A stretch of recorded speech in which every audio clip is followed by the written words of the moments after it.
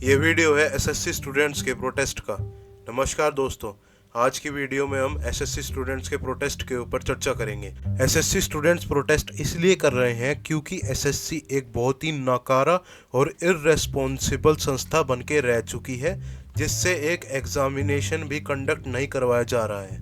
SSC phase 13 के exams जो कि 24 जुलाई से लेकर 1 अगस्त तक स्केड्यूल थे, उसमें इतनी धांधली हुई कि कोई करप्ट नेता भी देखकर शर्मा जाए। पहले तो एडमिट कार्ड्स एग्ज़ाम से 1 दिन पहले मिले, जो कि एग्ज़ाम से 3 दिन पहले मिल जाने चाहिए थे।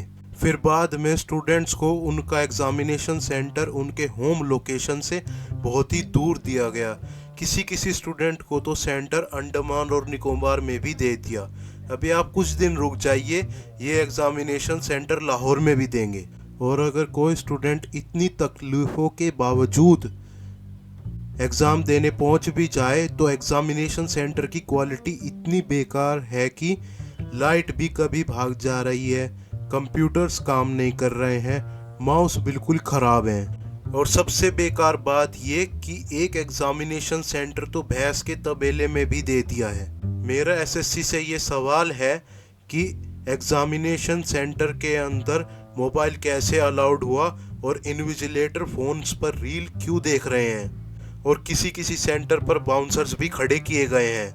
कहीं एसएससी अपनी नाकारा मिसमैनेजमेंट को बाउंसर्स की मदद से छुपाना तो नहीं चाहती है, ताकि कोई स्टूडेंट ऑन द स्पॉट कोई सवाल ना खड़ा कर सके।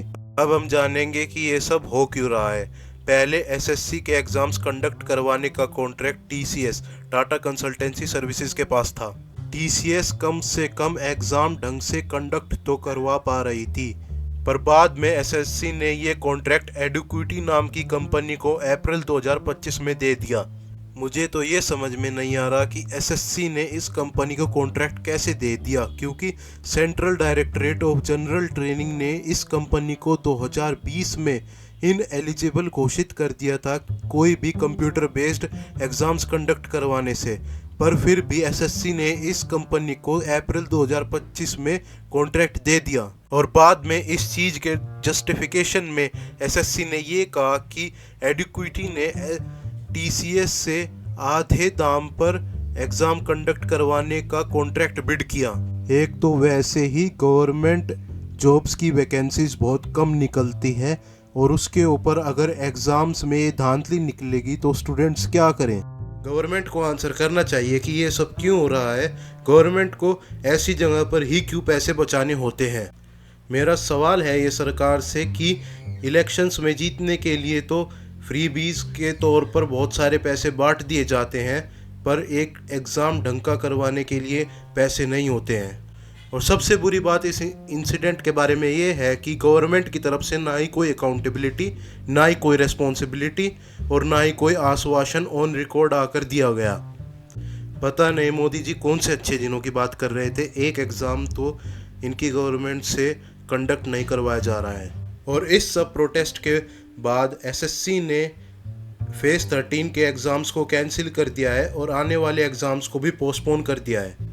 पर आप मेरी बात ये नोट कर लीजिए कि आने वाले दिनों में भी एग्ज़ाम्स ऐसे ही लीक होते रहेंगे, ना ही कोई अकाउंटेबिलिटी और ना ही कोई आश्वासन देने आएगा।